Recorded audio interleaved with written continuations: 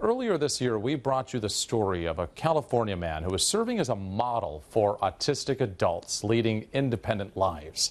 Sadly, Brandon Kramer has passed away.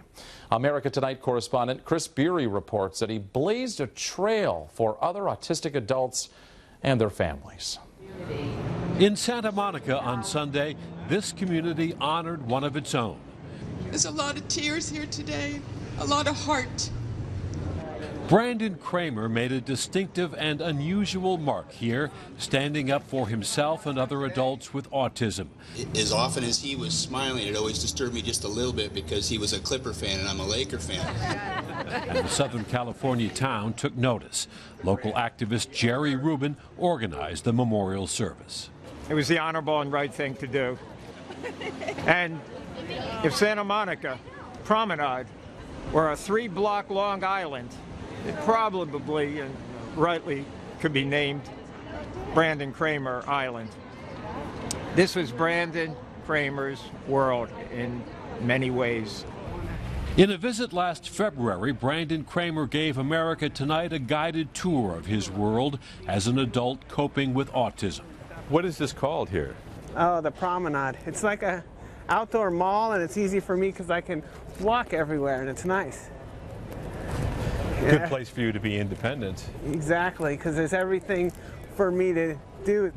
Brandon spent his days walking the crowded streets of Santa Monica because epileptic seizures left him unable to work. Fewer than 1 in 10 autistic adults hold a full-time job. Sometimes he would run errands and fetch coffee for the jeweler, visit with the paramedics who had rushed him to the hospital after his seizures, and even hang out with the cops. I would see him daily on the promenade when I either walked or rode the bike down the promenade, and he would make a beeline to me with a smile and tell me what was going on the promenade. He would always gravitate towards us, and it was such an amazing person, such an amazing man to see how happy and content he was with his life despite his challenges, and so he always brought hope to everyone that he touched. So thanks for letting us come to your apartment. You're welcome. Appreciate it. Brandon lived here in a small but cozy apartment in a public housing project. This is my stereo and my entertainment center. Your entertainment center is right here. Yeah. Nice. And my chair and my bed and my lights and my computer table. And oh, nice. On his own for 16 years, Brandon treasured his independence. Yeah, I like it a lot because I can come and go as I please. I don't have to worry about, and I just feel happier. And you don't have to worry about somebody checking up on you. You're your own man. Exactly. One of his favorite gadgets was this bright red button, familiar from a TV commercial. He told us it brightened his mood. That was easy. Oh, that was easy. Yeah, and then I have this thing that makes me feel better too.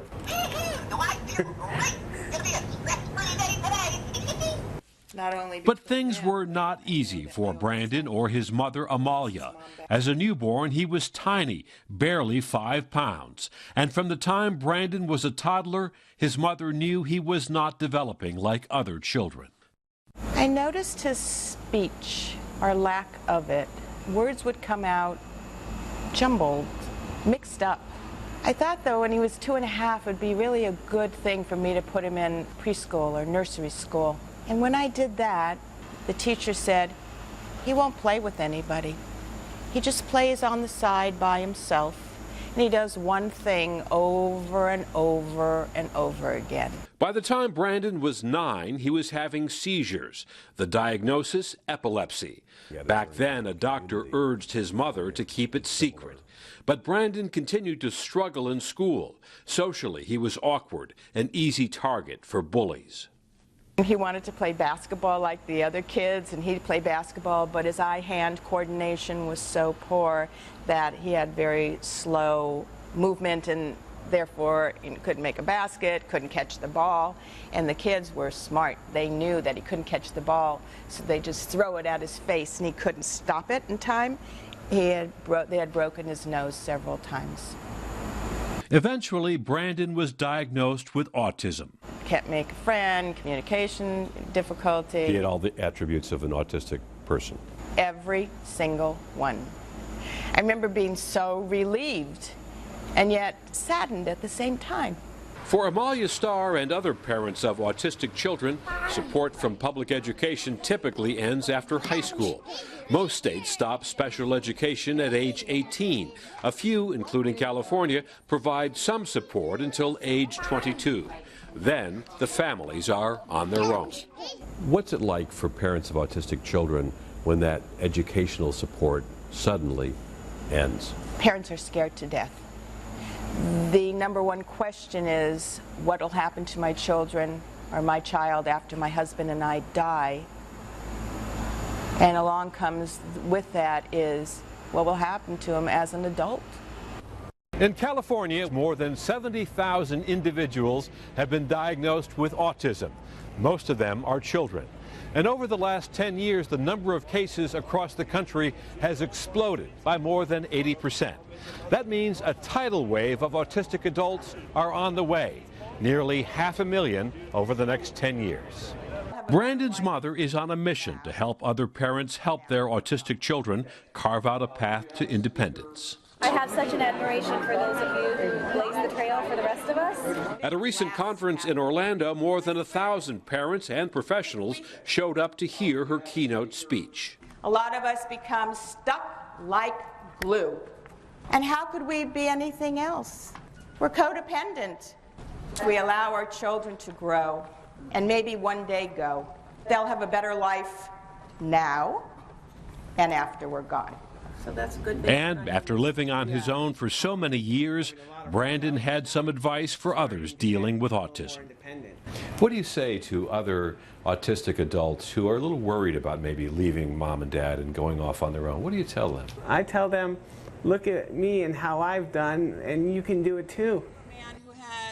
Last month, Brandon died in his sleep at age 41. No cause of death is known.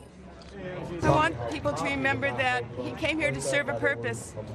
He came here to show people that when you're different, you can still be accepted and fit in and be beautiful. He came here to live an independent lifestyle. He conquered it. It was his mission. He did a damn good job, and he left in peace. Here, in a community that accepted Brandon and all his quirks, he left a lasting impression, serving as a model for other autistic men and women confronting the challenge of succeeding on their own as adults. Chris Bury, Al Jazeera, Santa Monica, California.